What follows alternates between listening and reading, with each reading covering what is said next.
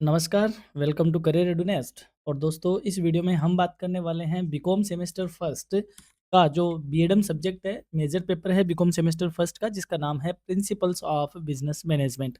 इस पेपर के important questions को हम इस वीडियो में डिस्कस करेंगे और ये आपका सिलेबस है। छोटा सा इसका सिलेबस है, यूनिट फर्स्ट, सेकंड, थर्ड और फोर्थ में ये सिलेबस डिवाइडेड है। तो चलिए करते हैं शुरुआत यूनिट फर्स्ट के साथ शॉर्ट आंसर टाइप क्वेश्चंस की। पहला क्वेश्चन है, व्हाट इज मैनेजमेंट। जितने भी क्वेश्चन है दोस्तों, सारे क्वेश्चन आपके लिए इंपॉर्टेंट है। और बेसिकली ये ऐसा पेपर है, प्रिंसिपल्स ऑफ बिजनेस मैनेजमेंट ऐसा पेपर है जिसमें जो नाम है, जैसे आपके सिलेबस में प्लानिंग है तो आपको प्लानिंग की डेफिनेशन आनी चाहिए, मोटिवेशन की डेफिनेशन आनी चाहिए, लीडरशिप की डेफिनेशन आनी चाहिए, पॉलिसी क्या होती है इसकी डेफिनेशन आनी चाहिए, मैनेजमेंट की डेफिनेशन। यानी कि जो सेक्शन ए है वो तकरीबन इसका डेफिनेशन से ही है। और जो बड़े क्वेश्चन आएंगे उनमें भी एक सेगमेंट डेफिनेशंस का ही आएगा। तो आपको इस पेपर में डेफिनेशन मालूम ही होनी चाहिए। जैसे फॉर एग्जांपल मैनेजमेंट की डेफिनेशन आपको आनी चाहिए, प्लानिंग आपको आनी चाहिए, ऑर्गेनाइजेशंस की डेफिनेशन, स्टाफिंग की definition, coordination, control, decentralisation, centralisation, delegation, ये सारी जो है वो सिर्फ और सिर्फ डेफिनेशन बेस्ड है। डेफिनेशन आती है, आपको वो कॉन्सेप्ट पूरा क्लियर है। तो चलिए पहले क्वेश्चन से हम करते हैं शुरू। पहला क्वेश्चन है, प्रबंधन क्या है। Management is the process of planning, organizing, staffing, directing, and controlling resources of an organization to achieve predetermined objectives effectively and efficiently। यानी कि प्रबंधन संगठन के संसाधनों की योजना बनाना, संगठन करना, स्टाफिंग करना, निर्देशन और नियंत्रण की एक प्रक्रिया है जिसके द्वारा जो पहले से हमारे जो लक्ष्य निर्धारित होते हैं उनको हम प्रभावशाली ढंग से और कुशलतापूर्वक तरीके से क्या कर सके, अचीव कर सके। जैसे फॉर एग्जांपल कोई भी एक्स वाई जेड क्या है, एक ऑर्गेनाइजेशन है। तो ये ऑर्गेनाइजेशन जब स्टेब्लिश होता है तो इसके कोई ना कोई प्री डिटरमाइंड क्या होते हैं, गोल्स होते हैं। इन गोल्स को अचीव करने के लिए क्या करता है, इस ऑर्गेनाइजेशन के पास जो रिसोर्सेज है उसमें मेन भी है, मनी भी है, मशीन भी है, मटेरियल भी है। तो ये जितने भी रिसोर्सेज है, इन रिसोर्सेज को के लिए प्रॉपर क्या करना, प्लानिंग करना, प्रॉपर ऑर्गेनाइजिंग करना, रिक्रूटमेंट करना, स्टाफिंग करना, डायरेक्टिंग करना, कंट्रोल करना, मोटिवेट करना, कोऑर्डिनेट करना। तो जितने भी ये सारे काम हैं, ये काम सही ढंग से करना ताकि इन गोल्स को हम बड़े ही इफ़िशिएंट और इफ़ेक्टिव मैनर में क्या कर सकें, अचीव कर सकें। तो इन गोल्स को अचीव करने के लिए जो हम इनके लिए जितने भी काम करते हैं, उन काम का जो एक अम्ब्रेला नेम होता है, उसको क्या कहते हैं, मैनेजमेंट कहते हैं। यानी कि जो मैनेजमेंट है वो एक अम्ब्रेला है और इस अम्ब्रेला के अंडर ये सारे काम क्या होते हैं, किए जाते हैं। तो इसको हम प्रबंधन के नाम से जानते हैं। अगला क्वेश्चन है, state to characteristics of management. प्रबंधन की कोई दो विशेषताएं बताइए। Management is goal oriented and continuous in nature. यानी कि प्रबंधन लक्ष्योन्मुख है तथा साथ ही में सतत प्रकृति का है। मतलब क्या हुआ, यानी हम मैनेजमेंट कर रहे हैं तो क्यों कर रहे हैं, हमारे कोई ना कोई तो उद्देश्य होंगे, कोई ना कोई तो टारगेट्स और गोल्स होंगे। तो दैट्स वाई हम ये कह सकते हैं कि इन गोल्स को अचीव करने के लिए हम मैनेजमेंट करते हैं या मैनेजमेंट की प्रोसेस से निकलते हैं। तो मैनेजमेंट क्या है, गोल ओरिएंटेड प्रोसेस है और साथ ही में कंटिन्यूअस इन नेचर है। यानी कि ऐसा नहीं आज हमने मैनेजमेंट कर दिया तो अब 6 महीने बाद ही करेंगे, नहीं। मैनेजमेंट एक ऐसी प्रोसेस है जो लगातार चलती रहती है। It focuses on achieving objectives and involves ongoing activities like planning, organising, directing and controlling at all levels of organisation. यानी कि यह उद्देश्यों की प्राप्ति पर ध्यान केंद्रित करता है और संगठन के सभी स्तरों पर योजनाएं बनाना, संगठन करना, निर्देशन करना, नियंत्रण आदि की जो प्रक्रियाएं हैं वो निरंतर चलती रहती हैं। आप एक चीज़ और देखो, सारी प्रक्रियाओं प्रक्रियाओं में नाम ही आईएनजी फॉर्म में है। दैट मीन्स आईएनजी का मतलब क्या होता है, काम का चल रहा होना। तो मैनेजमेंट क्या है, एक तरीके से कंटिन्यूअस इन नेचर है। हर लेवल पे, चाहे टॉप लेवल मैनेजमेंट हो, चाहे मिडिल लेवल हो, चाहे बॉटम लेवल हो, हर लेवल पे काम करना पड़ता है और हर लेवल की प्लानिंग, ऑर्गेनाइजिंग और डायरेक्टिंग ये सारे काम होते रहते हैं। दैट्स वाई हम कह सकते हैं कि ऑर्गेनाइजेशन एक कंटिन्यूअस नेचर का होता है। नेक्स्ट क्वेश्चन है, explain management as a science. यानी कि प्रबंधन को विज्ञान के रूप में समझाओ। हम कहते हैं ना, management is both art and science. तो हमें पूछा गया है कि साइंस के रूप में मैनेजमेंट को बताओ। Management is a science because it has a systematic body of knowledge, applies scientific methods on principles, and establishes cause and effect relationships for solving managerial problems। यानी कि प्रबंधन एक विज्ञान है क्योंकि इसमें ज्ञान का एक सुव्यवस्थित स्टोरेज है, सुव्यवस्थित ज्ञान का भंडार है, वैज्ञानिक विधियों व सिद्धांतों का प्रयोग होता है और साथ ही में जो प्रबंधकीय समस्याएँ हैं, उनके समाधान हेतु कारण-परिणाम संबंध स्थापित किए जाते हैं। साइंस का मतलब क्या होता है? साइंस को क्या कहते हैं? विज्ञान कहते हैं और विज्ञान का मतलब क्या होता है? विज्ञान यानी कि विशेष ज्ञान। तो हम ये कह सकते हैं जो मैनेजमेंट है, वो भी एक विशेष ज्ञान है, एक सिस्टमैटिक नॉलेज का एक भंडार है और वह अपने लिए यानी कि जो भी मैनेजमेंट के रिगार्डिंग मेथड्स होते हैं, वो एक साइंटिफिक मेथड है।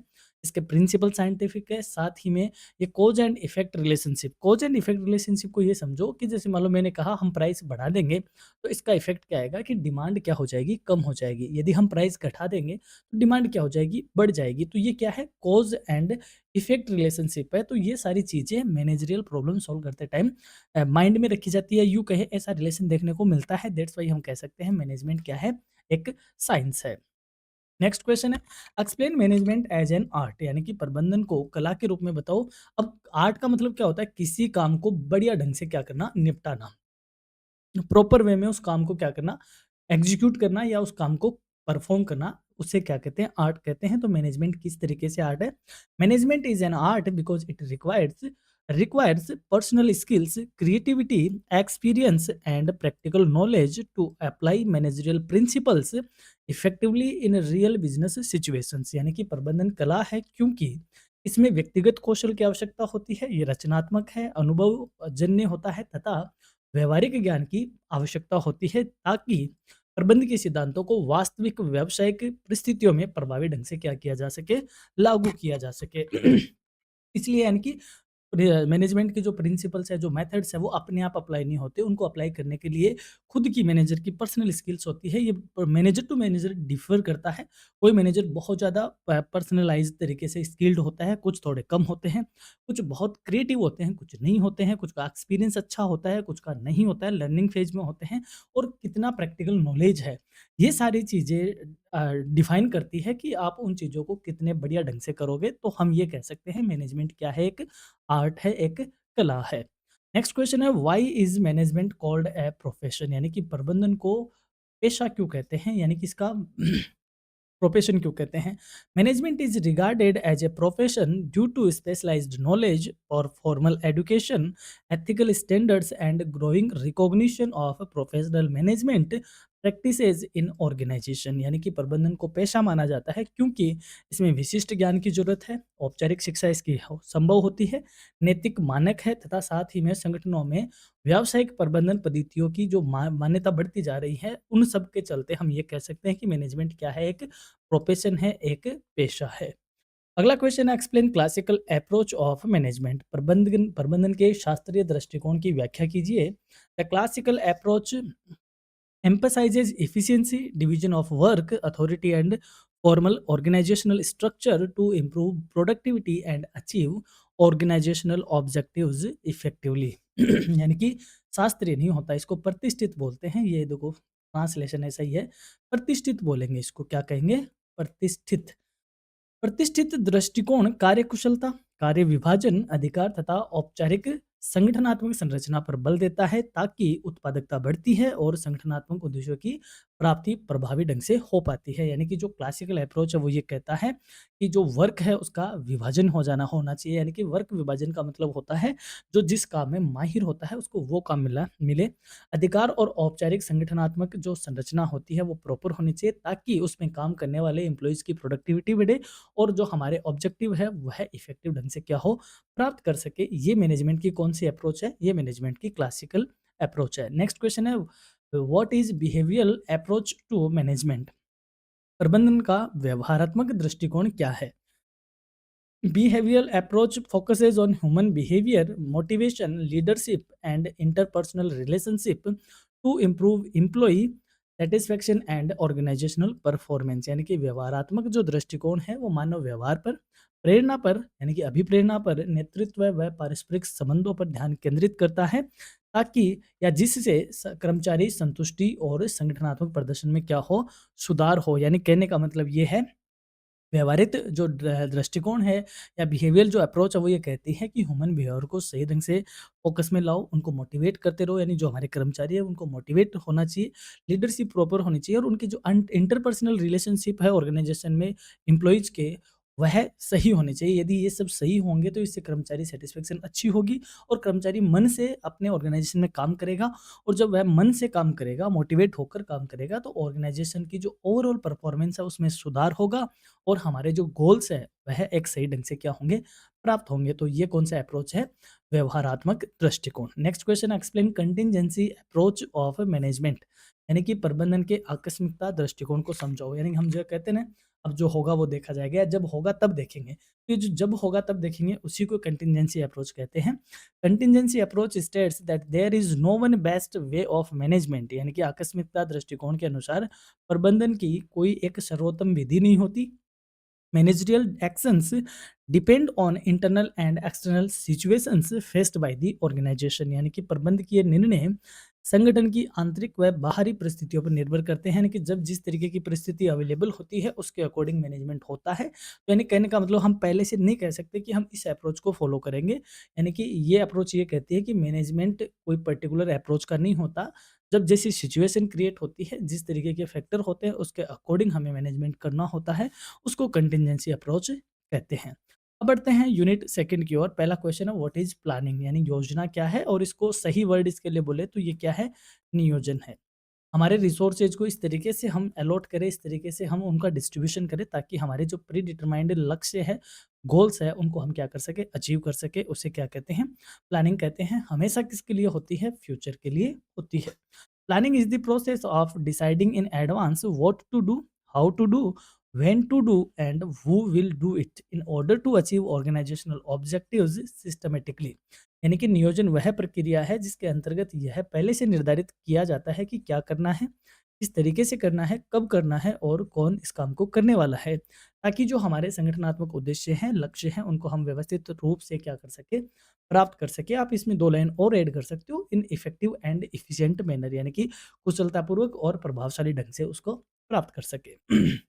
नेक्स्ट क्वेश्चन है state the importance of planning, यानी कि योजना या नियोजन का महत्व क्या है, क्यों जरूरी है मैनेजमेंट में या ऑर्गेनाइजेशन में नियोजन। तो देखो, हम मैनेजमेंट हमेशा हमारे इन गोल्स को अचीव करने के लिए बनाया जाता है या किया जाता है। तो हम यहाँ खड़े हैं और गोल्स हमारे यहाँ है। तो जब हम यहाँ खड़े होते हैं तो हमें कोई ना कोई क्या करना पड़ता है, प्लान लेना पड़ता है, प्लान बनाना पड़ता है कि हम इस तरीके से यहाँ पर पहुँचेंगे।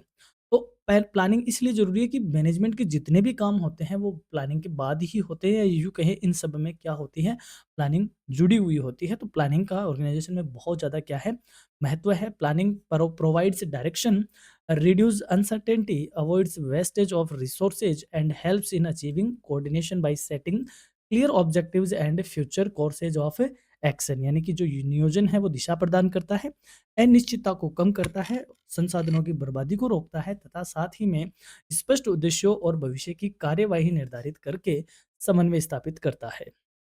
नेक्स्ट क्वेश्चन है व्हाट इज पॉलिसी, नीति क्या है। यानी कि हम कहते हैं ना कि मैं ये मेरी पॉलिसी में नहीं है, तो पॉलिसी क्या है? जैसे आपकी एडमिशन लेने की पॉलिसी होती है, ठीक है, एग्जाम फॉर्म भरने की कुछ पॉलिसी होती है, एग्जाम देने की पॉलिसी होती है, तो बहुत सारी पॉलिसीज होती है। तो पॉलिसी क्या है? Policy is a general guideline for framework that helps managers in decision making by providing limits within which actions are to be taken। यानी कि नीति एक सामान्य मार्गदर्शक सिद्धांत होते हैं या होती है जो प्रबंधकों को निर्णय लेने में सहायता करती है तथा यह निर्धारित करती है कि किन सीमाओं के अंतर्गत कार्य किया जाना है। यानी कि नीति का समझो, नीति में छोटे-छोटे नियम होते हैं। एक तरीके से नीति क्या करती है, एक फ्रेमवर्क है नियमों का, रूल्स का, गाइडलाइन होती है कि हमें काम किस तरीके से करना है। जैसे फॉर एग्जांपल आपकी एडमिशन लेने की पॉलिसी होती है। तो एडमिशन लेने की पॉलिसी में साफ-साफ लिखा होता है कि उस बच्चे को कॉलेज में एडमिशन दिया जाएगा जिसने क्या कर ली है, 12th पास कर ली है, एक नियम। फिर दूसरा आ जाएगा, अगर वह राजस्थान बोर्ड से है तो उसके इतने परसेंटेज होने चाहिए और राजस्थान के बाहर से है तो उसके कम से कम इतने परसेंटेज होने चाहिए, दूसरा नियम। फिर एक और आ गया कि उसने 12th इतने साल से पहले की नहीं की हुई होनी चाहिए, यानी कि 2 साल या 3 साल से ज़्यादा का गैप नहीं होना चाहिए। यदि है तो इसको इस तरीके से ट्रीट किया जाएगा, यदि कम है तो इस तरीके से किया जाएगा। अगर कोई फीमेल है तो उसको इतने साल का गैप होगा, उस पे परसेंटेज पे इतनी डिस्काउंट होगी। तो कहने का मतलब ये सारी जो नियम होते हैं ये क्या करते हैं, जैसे आप काउंटर पे जाते हो कॉलेज में, तो वो आप उनकी मार्कशीट देते हो कि मुझे एडमिशन लेना है, तो वो उस पॉलिसी में देख कर ही वह क्या करते हैं, आपका एडमिशन लेते हैं। तो का क्या हुआ, पॉलिसी क्या हुई, गाइडलाइन ही तो हुई काम करने की, जो कि किसकी हेल्प करती है, मैनेजर्स की हेल्प करती है ताकि सही डिसीजन लिया जा सके। नेक्स्ट क्वेश्चन है, एक्सप्लेन ऑर्गेनाइजेशनल स्ट्रक्चर यानी संगठनात्मक संरचना को समझाओ। यानी कि ये टॉप लेवल मैनेजमेंट है, फिर उसके बाद मिडिल लेवल है, फिर उसके बाद बॉटम लेवल है। तो ये जो संरचना होती है ऑर्गेनाइजेशन में, ठीक है, तो इस संरचना को स्ट्रक्चर कहते हैं, ऑर्गेनाइजेशन स्ट्रक्चर कहते हैं। तो ये अलग अलग होता है, जैसे लाइन ऑर्गेनाइजेशन है या स्टाफ ऑर्गेनाइजेशन है या मैट्रिक्स है, क्या है। Organisational structure defines authority, responsibility and relationship, साफ कर देता हूँ यहाँ से, हाँ, relationship among employees, ensuring proper coordination and smooth functioning of activities in an organization। यानी कि संगठनात्मक संरचना कर्मचारियों के बीच अधिकार, उत्तरदायित्व एवं संबंधों को परिभाषित करती है, जिससे संगठन में गतिविधियों का समुचित समन्वय होता है और साथ ही में सुचारू संचालन भी सुनिश्चित होता है। यानी कि अगर स्ट्रक्चर होगा प्रॉपर कि कौन टॉप लेवल पे है, किसकी क्या अथॉरिटी है, किसके पास क्या रेस्पॉन्सिबिलिटी है, तो इससे क्या होगा, काम की प्रॉपर अथॉरिटी डिवाइड होगी, रिस्पॉन्सिबिलिटी डिवाइड होगी, एक प्रॉपर रिलेशनशिप इसमें बिल्डअप होगा। तो इससे कोऑर्डिनेशन भी स्मूथ होगा और साथ में काम भी क्या होगा, स्मूथ होगा। इसलिए हम इसको क्या कहते हैं, प्रॉपर संरचना को कहते हैं, इसको ऑर्गेनाइजेशनल स्ट्रक्चर के नाम से जाना जाता है। इसी का जो नेक्स्ट क्वेश्चन है वो है, व्हाट इज लाइन ऑर्गेनाइजेशन, यानी कि रेखीय संगठन क्या है। जैसे मैंने कहा टॉप लेवल मैनेजमेंट ये है, फिर उसके बाद ये है, फिर उसके बाद ये है। तो इनके बीच इस तरीके का रिलेशन होता है, यानी कि टॉप हिरार्की से बॉटम की तरफ है। इधर तो ये रिस्पॉन्सिबिलिटी फ्लो होती है, इधर से अथॉरिटी फ्लो होती है। तो इसको क्या कहते हैं, लाइन ऑर्गेनाइजेशन, यानी कि जिसमें अथॉरिटी ऊपर से फ्लो होती है और जो रिस्पॉन्सिबिलिटी है वो, सॉरी, रिस्पॉन्सिबिलिटी नीचे से फ्लो होती है और अथॉरिटी ऊपर से। Line organization is a simple structure where authority flows vertically from top to bottom and each employee is directly responsible to a single superior। यानी कि रेखीय संगठन एक सरल संरचना है जिसमें अधिकार ऊपर से नीचे की ओर प्रवाहित होता है। यानी कि ऊपर वाला अधिकारी ज़्यादा पावरफुल होता है, उसके बाद वाला कम और उसके बाद वाला कम नीचे की ओर प्रवाहित होती है, और प्रत्येक कर्मचारी सीधे ही एक उच्च अधिकारी के प्रति उत्तरदायी होता है। यानी कि ये जो कर्मचारी है ये इसके लिए उत्तरदायी होगा और ये कर्मचारी यहाँ के लिए उत्तरदायी होगा। तो सरल है, सिंपल है, पुरानी है, इसे हम लाइन ऑर्गेनाइजेशन कहते हैं। अब बात करें स्टाफ ऑर्गेनाइजेशन, तो इसी को समझा देता हूँ। स्टाफ में इसमें क्या होता है, यहाँ पे डिसीजन लेने के लिए इनके पास एक एक्सपर्ट होता है। क्या होता है, एक्सपर्ट होता है। हालांकि एक्सपर्ट डायरेक्ट अथॉरिटी नहीं होता, बस इनको एडवाइस करता है। इसके पास भी एक्सपर्ट होता है। जब एक एक एक्सपर्ट इसमें ऐड कर दिया जाए एज ए स्टाफ, तो इसका क्या नाम हो जाता है, staff organisation. Staff organization provides expert advice and assistance to line managers without having direct authority over operational activities of the organization। यानी कि स्टाफ संगठन रेखीय प्रबंधकों को विशेषज्ञ परामर्श एवं सहायता प्रदान करता है, परंतु संगठन की परिचालन गतिविधियों पर इसका कोई प्रत्यक्ष अधिकार नहीं होता है। व्हाट इज मैट्रिक्स ऑर्गेनाइजेशन, यानी कि मैट्रिक्स संगठन क्या है, इंपॉर्टेंट लगा लो, पूछने के चांसेस बनते हैं।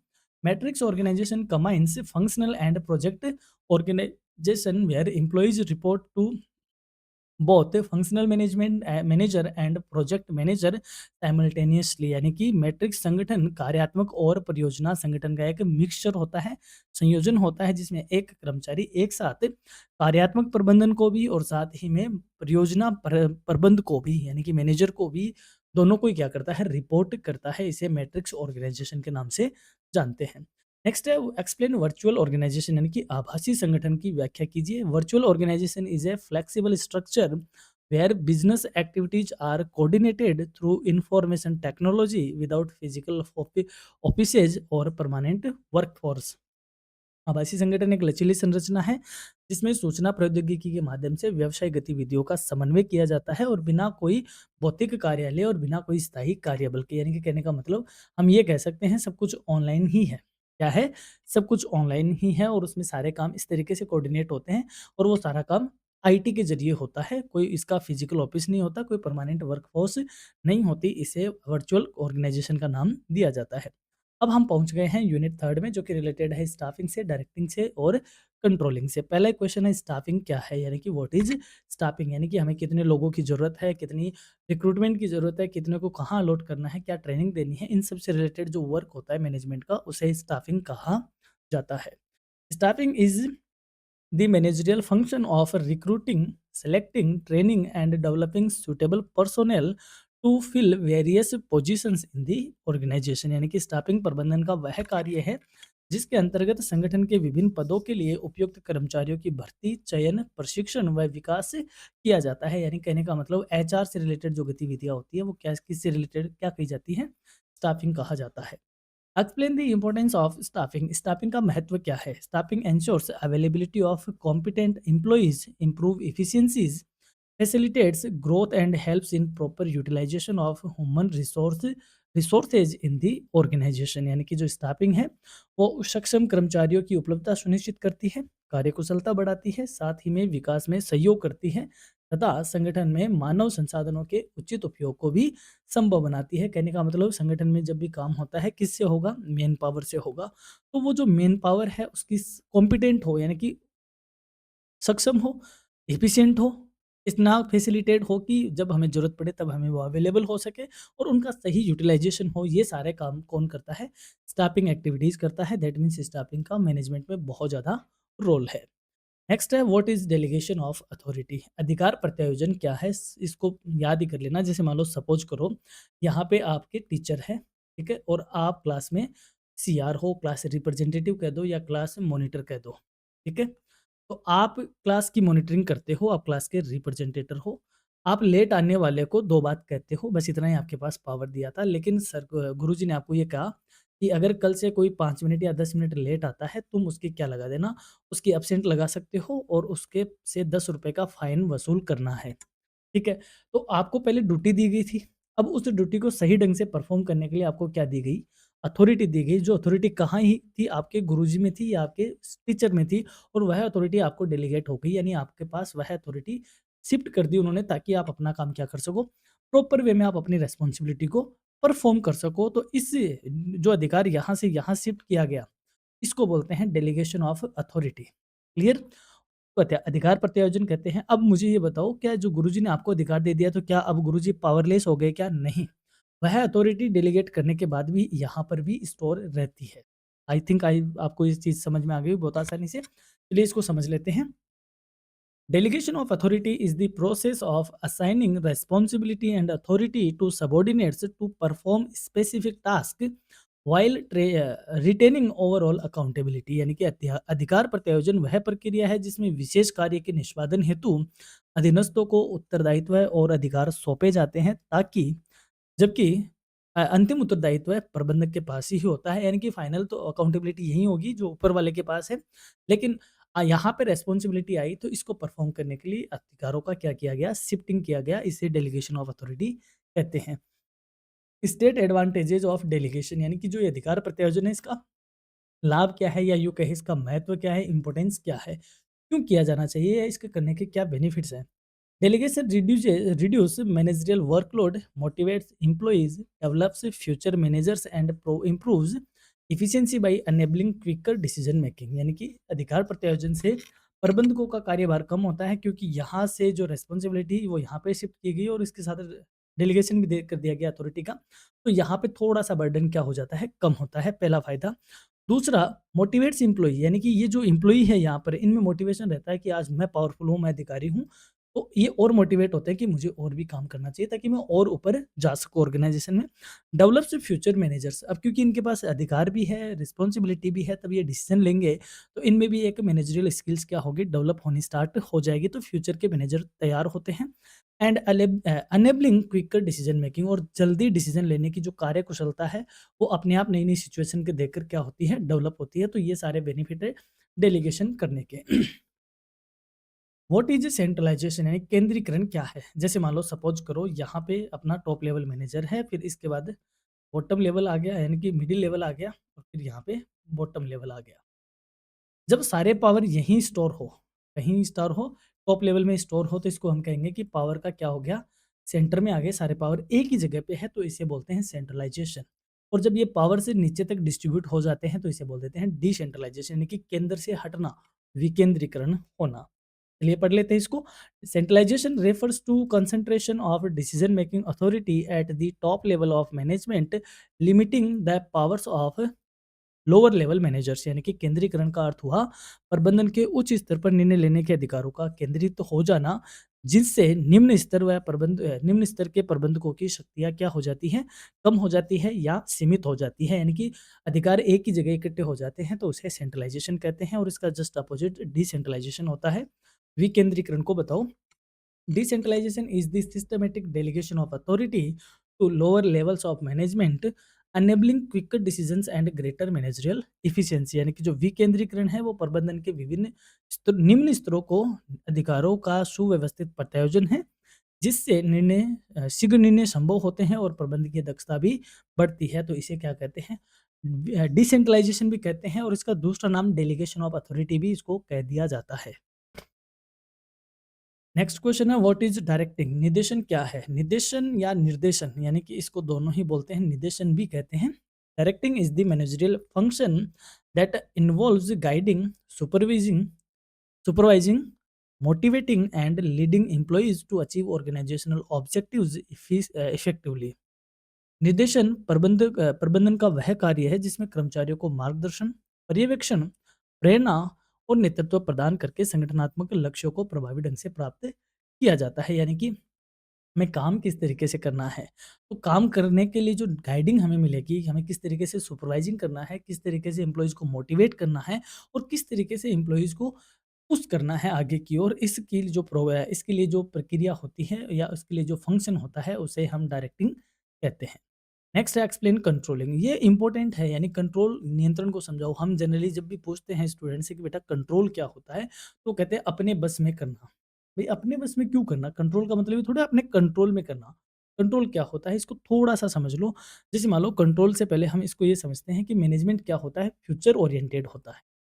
हमारे गोल्स कहाँ हैं? फ्यूचर में है। तो हम जब कोई काम करते हैं तो हम उस काम के कुछ स्टैंडर्ड्स बनाते हैं कि आज हम काम करेंगे। तो जैसे मान लो फॉर एग्जांपल आपने कोई कारपेंटर घर पे बुलाया या फिर आपके ऑर्गेनाइजेशन में कारपेंटर ने इससे काम करवाया और आपने कहा दिन की कम से कम कितनी मेज़ आपको बनानी है? 2 मेज़ बनानी है। तो ये आपने उसका काम स्टैंडर्डाइज़ किया कि आपको एटलीस्ट 2 टेबल तो बनानी ही है या तो 2 मेज़ आपको बनानी है। फिर वह इसको क्या करेगा, एक्चुअली इसका काम करेगा और उसने जब एक्चुअली काम की तो उससे पूरे दिन भर में सिर्फ़ कितनी मेज़ बनी? 1 मेज़ बनी। कितनी बनी? 1 बनी। यानी पहले आपने बजट बनाया, स्टैंडर्ड बनाया कि हमें इस तरीके से काम करना है और फिर आपने उस काम को एक्चुअल में किया। और जब आपने एक्चुअल में किया तो अब इस एक्चुअल कार्य को, यानी कि जो एक्चुअली आपने कंक्लूड किया है या एग्ज़ीक्यूट किया है, इसको आप स्टैंडर्ड से क्या करोगे? कंपेयर करोगे। कंपेयर करेंगे, या तो ये क्या होगा, ज़्यादा होगा, या ये उससे कम होगा, या ये उसके बराबर होगा। जब बराबर है तब हम कहेंगे कि हमारा स्टैंडर्ड और एक्चुअल एक्चुअल इक्वल है। अब हमें इन दोनों पे क्या करना चाहिए? फ़ोकस में लाना चाहिए, यानी कि स्टैंडर्ड को भी ऊपर उठाना चाहिए और साथ में एक्चुअल परफ़ॉर्मेंस को भी और ज़्यादा बूस्ट करना चाहिए। ज़्यादा है तो हमें काम करना पड़ेगा स्टैंडर्ड पे कि कहीं हमने स्टैंडर्ड लो तो नहीं रख लिए, एक्चुअल में ज़्यादा होता है, ठीक है? और कम है तो ये सोचने वाला विषय हो जाता है कि ऐसा क्या चीज़ रीज़न रहा कि हम स्टैंडर्ड को भी अचीव नहीं कर पाए। तो इसके लिए यानी कि एक्चुअल का स्टैंडर्ड से कंपेयर करके ये जो वेरिएशन हम फाइंड आउट करते हैं और इन वेरिएशंस को रिमूव करने की जो प्रोसेस होती है, उसे क्या कहते हैं? कंट्रोलिंग के नाम से जाना जाता है। यानी कि as per budget, as per standard हमारा काम होता रहे, उसके लिए जो हम प्रोसेस फॉलो करते हैं, that is known as the controlling. I hope आप इसको समझ गए होंगे। अब इसको पढ़ लेते हैं। Controlling is the process of setting standards, measuring performance, comparing results and taking corrective actions to ensure goal achievement. यानी कि नियंत्रण वह प्रक्रिया है जिसमें मानक निर्धारित किए जाते हैं कि हमें कितना काम करना है या क्या काम करना है। प्रदर्शन को मेजर किया जाता है, यानी कि जो एक्चुअल में काम किया गया है उसको मेजर आउट किया जाता है। परिणामों की तुलना की जाती है, यानी कि परफॉर्मेंस का स्टैंडर्ड से कंपैरिजन किया जाता है। एंड उद्देश्यों की प्राप्ति हेतु सुधारात्मक कदम उठाए उठाए जाते हैं। जब हम कंपेयर करेंगे तो 3 सिचुएशन होंगी, या तो ज़्यादा की, या तो कम की, या तो इक्वल की। और फिर जो हमारे गोल्स हैं, उनको प्राप्त करने के लिए जो भी अगर हमसे यहाँ पे कमतर रहा है, कोई ज़्यादा रहा है, तो उसके लिए हमें करेक्टिव एक्शंस लेने होंगे। ये सारी प्रोसेस कंट्रोलिंग के नाम से जानी जाती है। अब आपको फ्यूचर में कभी भी इसको ये नहीं लिखना है कि बस में करना। अब बढ़ते हैं अपन यूनिट 4 की ओर। यूनिट 4 में हम आ गए हैं। पहला क्वेश्चन है व्हाट इज़ मोटिवेशन, यानी प्रेरणा क्या है? इसको देखो, यहाँ पे ये गूगल ट्रांसलेशन है, इसको प्रेरणा नहीं बोलते, एक्चुअल में इसको क्या बोलते हैं? अभिप्रेरणा बोलते हैं। अभिप्रेरणा कह दो या अभिप्रेरण कह दो। ठीक है? क्या होता है motivation? Motivation is the process of stimulating people to work willingly and enthusiastically toward achieving organizational goals by satisfying their needs। यानी कि अभिप्रेरणा वह प्रक्रिया है जिसके अंतर्गत लोगों को उनकी आवश्यकताओं की पूर्ति हेतु संगठनात्मक लक्ष्यों की प्राप्ति हेतु स्वेच्छा और उत्साह से कार्य करने के लिए प्रेरित किया जाता है। यानी कि कहने का मतलब जैसे मान लो ये जो इंसेंटिव वगैरह होते हैं ना कि आप इतना काम करोगे आपको इतना इंसेंटिव मिल जाएगा, इतना बोनस मिल जाएगा, तो ये जितने भी तरीके होते हैं ये काम करवाने के तरीके होते हैं। और हमारी ज़रूरत क्या होती है? पैसा होती है। और पैसा कुल एक ज़रूरत नहीं होती, पैसा क्या है कि ज़रूरतों का एक ग्रुप होता है। तो कर्मचारी इन इंसेंटिव को और बोनस को प्राप्त करने के लिए दिन-रात मेहनत करता है और लगन से काम करता है, जोश से काम करता है। तो ये जो प्रोसेस है कि ताकि हमारे गोल से बढ़िया ही सैटिस्फाइंग वे में क्या हो, पूरे हो सके, इसके लिए जो प्रोसेस फ़ॉलो की जाती है उसे हम मोटिवेशन कहते हैं। या कर्मचारियों को ये सब करने के लिए जो बूस्ट किया जाता है, उसको मोटिवेशन का नाम दिया जाता है। स्टेट ऑब्जेक्टिव्स ऑफ मोटिवेशन यानी कि ये जो अभिप्रेरणा है इसके उद्देश्य क्या है, यानी कि क्यों किया जाता है ये? Motivation aims to increase productivity, improve employee morale, ensure job satisfaction and encourage employees to contribute their best efforts. यानी कि प्रेरणा का उद्देश्य उत्पादकता बढ़ाना, कर्मचारी मनोबल में सुधार करना, कार्य संतुष्टि सुनिश्चित करना तथा कर्मचारियों को अपने सर्वोत्तम प्रयास देने हेतु प्रेरित करना। इन सब के लिए मोटिवेशन क्या होता है? ज़रूरी होता है ताकि कर्मचारी बड़े ही प्रोडक्टिव मैनर में, बड़े ही मनोबल को बांधे हुए काम करना स्टार्ट करे या काम करे ताकि ऑर्गेनाइजेशन के गोल्स इजीली प्राप्त हो सके।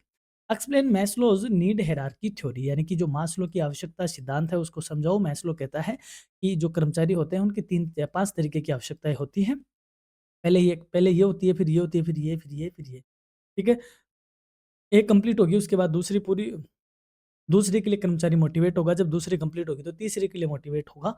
इस तरीके से मैस्लो ने एक क्या दी है? नीड हायरार्की थ्योरी दी है। इसके बारे में आपसे पूछा गया है। मैस्लो, अब्राहम एच मैस्लो भी इसका नाम है, एएच मास्लो इसका पूरा नाम है। Maslow's theory states that human needs are arranged in a hierarchy, starting from psychological needs to self-actualization needs, influencing human behavior। Maslow का सिद्धांत बताता है कि जो मानवीय आवश्यकताएं हैं वो एक क्रम में व्यवस्थित होती है जो कि शारीरिक आवश्यकताओं से लेकर आत्म साक्षात्कार तक की होती है और मानव व्यवहार को क्या करती है? प्रभावित करती है। अगला क्वेश्चन है, व्हाट इज लीडरशिप? नेतृत्व क्या है? Leadership is the ability to influence the guide sorry, I repeat, leadership is the ability to influence and guide individuals or groups toward the achievement of organizational objectives through effective direction. यानी कि नेतृत्व वह क्षमता है जिसके द्वारा व्यक्तियों या समूह को प्रभावी निर्देशन के माध्यम से संगठनात्मक लक्ष्यों की प्राप्ति की ओर प्रभावशाली ढंग से और प्रभावित करके मार्गदर्शित किया जाता है। यानी कि लीडरशिप एक तरीके से मैनेजर का सही काम करता है। लीडरशिप अपने व्यवहार से अपने फॉलोअर को क्या करता है? इन्फ्लुएंस करता है और अपने जो गोल्स होते हैं उन गोल्स की प्राप्ति हेतु अग्रसर करता है, उनको उस तरफ लेके जाता है, एक इफेक्टिव डायरेक्शन के साथ लेके जाता है। इसे क्या कहते हैं? लीडरशिप कहते हैं। और एक ये इंटरपर्सनल स्किल का जैसे होता है। Explain importance of leadership. यानी कि नेतृत्व का महत्व क्या है? Leadership helps in guiding employees, maintaining discipline, motivating workforce and achieving coordination which ultimately leads to organisational success. यानी कि जो नेतृत्व है वो कर्मचारियों का मार्गदर्शन करता है, अनुशासन बनाए रखता है, कार्यबल को प्रेरित करता है तथा समन्वय स्थापित करता है ताकि संगठन की सफलता क्या हो सके? सुनिश्चित हो सके। नेक्स्ट क्वेश्चन है, what are autocratic leadership style? निरंकुश नेतृत्व शैली क्या है? जितनी भी शैलियां हैं आप इनको पढ़िएगा, यहाँ से बड़ा क्वेश्चन भी बनने के चांसेस होते हैं। Autocratic leadership style involves centralized authority where leader make decisions independently and expect strict compliance from subordinate। यानी कि निरंकुश नेतृत्व शैली में अधिकारों का केंद्रीकरण होता है जिसमें नेता स्वयं निरंतर निर्णय लेता है और अधीनस्थों से कठोर अनुशासन में पालन की अपेक्षा की जाती है। जैसे मान लो ये लीडर है और ये इसके अधिकारी है, सॉरी कर्मचारी कह दो या फॉलोअर कह दो या ऑर्गेनाइजेशन के मेंबर कह दो, सारे राइट यहाँ पे सेंट्रलाइज्ड है। यानी कि सेंट्रलाइज्ड प्रकृति का होता है। साथ ही में डिसीजन लेने की पावर भी इसी नेता के पास होती है। और यहाँ पे ये उम्मीद लगाई जाती है या होप रखी जाती है कि हम इसको डिसीजन लेके इनको दे देंगे और ये इन डिसीजन को स्ट्रिक्टली तौर पे क्या करेंगे? फॉलो करेंगे। इस लीडरशिप स्टाइल को क्या कहते हैं? ऑटोक्रेटिक लीडरशिप स्टाइल कहते हैं। एक्सप्लेन डेमोक्रेटिक लीडरशिप स्टाइल यानी लोकतांत्रिक नेतृत्व शैली क्या है? Democratic leadership encourages participation of employees in decision making, improves moral and promotes team work and mutual trust. यानी कि जो लोकतांत्रिक नेतृत्व है वो कर्मचारियों को निर्णय प्रक्रिया में भागीदारी लेने के लिए प्रोत्साहित करता है, मनोबल बढ़ाता है और टीम वर्क तथा पारस्परिक विश्वास को विकसित करता है। यानी कि इसके जस्ट अपोजिट, एटोक्रेटिक के जस्ट अपोजिट, इनका भी यहाँ पे क्या हो, इन्वॉल्वमेंट हो और साथ में इस तरीके का मोटिवेशन हो कि हम टीम हैं और हम एक मोरली तौर पे कार्य कर रहे हैं। इस स्टाइल को क्या कहते हैं? डेमोक्रेटिक लीडरशिप स्टाइल कहते हैं। नेक्स्ट है what is laissez faire leadership style, यानी हस्तक्षेप नेतृत्व क्या है? इसको स्वतंत्र नेतृत्व भी कहते हैं, यानी कि जिसमें नेता को कोई मतलब नहीं है, नेता ये कहता है कि तुम जानो तुम्हारा काम जाने, दैट इज लेजिस फेयर। यानी कि नेता का हस्तक्षेप बहुत कम होता है। Laissez faire leadership provides complete freedom to employees in decision making with minimal of supervision and interference by the leader. यानी कि हस्तक्षेप नेतृत्व में कर्मचारियों को निर्णय लेने की पूर्ण स्वतंत्रता दी जाती है तथा नेता द्वारा न्यूनतम पर्यवेक्षण व हस्तक्षेप किया जाता है। तो ये था अपना शॉर्ट आंसर टाइप क्वेश्चन का सेगमेंट। अब हम बढ़ते हैं सेक्शन बी की ओर। सेक्शन बी में हमने हर यूनिट से तकरीबन 3 क्वेश्चन हमने लॉन्ग आंसर टाइप वाले लिए हैं और उनका साथ ही में आंसर भी आपको दिया है। Explain the nature and significance of management, प्रबंधन की प्रकृति व महत्व को समझाओ। इसमें इसके आंसर के साथ आप इस क्वेश्चन को देख पाओगे और आप इस पीडीएफ से इसको पढ़ भी पाओगे। Next question, explain management as a science, art and profession. अच्छा क्वेश्चन है। ये क्वेश्चन ऐसे भी पूछा जा सकता है, write notes on the following, management is an art, management is a science, management is a profession. इस तरीके से भी ये क्वेश्चन आपसे पूछा जा सकता है। एक क्वेश्चन है explain various approaches to management, यानी अप्रोच, अलग अलग अप्रोच भी आप एक जगह पूछी जा सकती है। अप्रोच का पर्टिकुलर नाम लिख दिया जाता है कि क्लासिकल अप्रोच को समझाओ, बिहेवियरल अप्रोच को समझाओ या मैनेजमेंट साइंस अप्रोच को समझाओ। इस तरीके से आपको अलग अलग अप्रोच भी पूछी जा सकती है। सेकंड यूनिट में explain the process and importance of planning, planning की प्रक्रिया क्या है, यानी नियोजन का महत्व है और इस प्रक्रिया को समझो, स्टेप्स क्या होते हैं, वो सारी चीजें। क्योंकि देखो अब आप कुछ बच्चे से कमेंट करेंगे कि सर इसका वन शॉट ले आओ। दोबारा कह रहा हूँ बेटा कि जो मेजर सब्जेक्ट होता है वो 1 घंटे वाला सब्जेक्ट नहीं होता है, क्योंकि मेजर सब्जेक्ट एक वाइड पेपर होता है, वाइड सब्जेक्ट होता है, वाइड सब्जेक्ट मैटर होता है। अपने आप हर एक टॉपिक मेजर सब्जेक्ट का अपने आप में एक 1 घंटे से भी ज़्यादा की क्लास होती है। तो अगर आपके सिलेबस में 20 टॉपिक है तो मान के चलो 20 से 25 घंटे की क्लास तो हम ऊपर-ऊपर का लेके चलेंगे तो भी हमें इतना टाइम लगेगा। और वैसे आप इसको यहाँ पे देखोगे सिलेबस में तो कम से कम देखो 15 चौक 60, 60 लेक्चर का तो इसका स्टैंडर्ड ही है। तो कहने का मतलब हम 60 लेक्चर भी ना सहे तो 30 लेक्चर्स तो इसको डिलीवर करने में लगते ही लगते हैं। तो इसलिए जो मेजर सब्जेक्ट होते हैं इनके वन शॉट इतने आसान नहीं होते। ट्राई टू अंडरस्टैंड, हम इंपॉर्टेंट क्वेश्चंस के माध्यम से आपको एक एरियल व्यू इसका देने की कोशिश करते हैं ताकि एग्जाम में आप अच्छे से एक्सप्लेन कर सको। Explain types of plans in management, यानी कि प्रबंधन में योजनाओं के प्रकारों की व्याख्या करो। अच्छा क्वेश्चन है। इसके अलावा फिर आप अलग अलग यूनिट में देखोगे, ये क्वेश्चन आप जरूर याद रखना। फॉर्मल और इनफॉर्मल ऑर्गेनाइजेशन क्या है? मैंने शॉर्ट आंसर टाइप क्वेश्चन में नहीं रखे, मैं दोबारा बता देता हूँ। फॉर्मल ऑर्गेनाइजेशन का मतलब होता है जिनके बीच एक पहले से डिसाइडेड क्या होती है, अथॉरिटी और रेस्पॉन्सिबिलिटी की लाइन होती है। अधिकारी और अधीनस्थ का क्या होता है, रिलेशन होता है। एक पर्टिकुलर कम्युनिकेशन का चैनल होता है, पर्टिकुलर डेजिग्नेशन होता है, पर्टिकुलर काम होते हैं, उसे क्या कहते हैं, औपचारिक संगठन कहते हैं, फॉर्मल ऑर्गेनाइजेशन कहते हैं।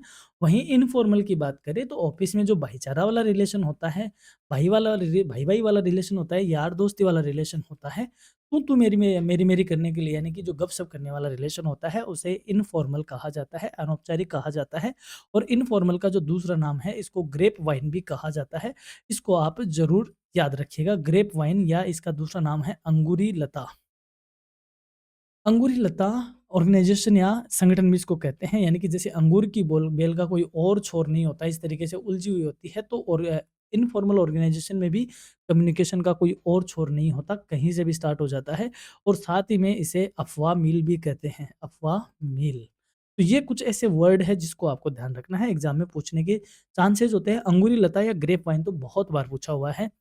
Explain the process and importance of staffing, staffing वाला कुछ चैप्टर बहुत प्यारा चैप्टर है, बहुत अच्छा चैप्टर है बीकॉम फर्स्ट ईयर के पॉइंट ऑफ व्यू से। Explain delegation of authority and its advantages, ये भी आपको बताना है। यानी कहने का मतलब इस पीडीएफ में आप सेक्शन बी के क्वेश्चन, सेक्शन ए के क्वेश्चन और साथ ही में सेक्शन सी ऐसे टाइप क्वेश्चन को भी आप यहाँ पे देख सकते हो। तो ये सारे क्वेश्चन मैंने इस पीडीएफ में इन्वॉल्व किए हैं और थोड़ा-सा एक छोटा-सा प्रयास है कि स्टूडेंट्स को कुछ ऐसा मटेरियल मिल जाए जो ऐन मोमेंट पे, यानी कि the India's last minute revision आप इसको कह सकते हो। रैपिड रिवीजन का डोज़ आप इसको कह सकते हो एक तरीके से। तो आप इस पीडीएफ को अपनी वेबसाइट से एक्सेस कीजिए, जिसका लिंक डिस्क्रिप्शन में एज़ यूजुअल आपको रहता है। और हाँ, मैं आपको यहाँ पे छोटा-सा आपसे एक रिक्वेस्ट फॉर्म में करता हूँ लगभग, कि जो भी आप वीडियो देख रहे होते हो उसको आप हाइप ज़रूर करें। हाइप करने का ये होता है, देखो, शेयर करना और ये सब्सक्राइब करना, घंटी दबाना, ये थोड़ा-सा आउटडेटेड काम हो गया। आप बेशक, आपको अगर अच्छा लगता है, ज़रूर सब्सक्राइब करें, ताकि आप ही का, क्योंकि अपना जो रिलेशनशिप है वो इसी पे बेस्ड है। हाइप करेंगे तो यूट्यूब का एल्गोरिदम आप जैसे अदर स्टूडेंट हैं जो बीकॉम फर्स्ट ईयर से रिलेटेड होते हैं, उन तक भी उसका ये जो हाइप करने के बाद यूट्यूब का एल्गोरिदम है, इस सब्जेक्ट को या इस वीडियो को वहाँ तक अपने आप हाइप कर देता है, पहुँचा देता है, ताकि हर बच्चे तक इस क्लास की क्या हो, ईज़ी अवेलेबिलिटी हो, फिजिबिलिटी हो। तो मैं आपसे ये कहूँगा कि आप वीडियोज़ को हाइप ज़रूर किया करें। एग्ज़ाम देकर आने के बाद ज़रूर कमेंट करें कि हमारी क्लास ने आपको किस तरीके से हेल्प आउट किया और आप क्या और बेटरमेंट चाहते हो, ताकि हम नेक्स्ट सेमेस्टर में उसका इम्प्लीमेंट कर सकें। So must visit our website for the download this PDF. So have a nice time, have a great day, all the best for your examination. Thank you.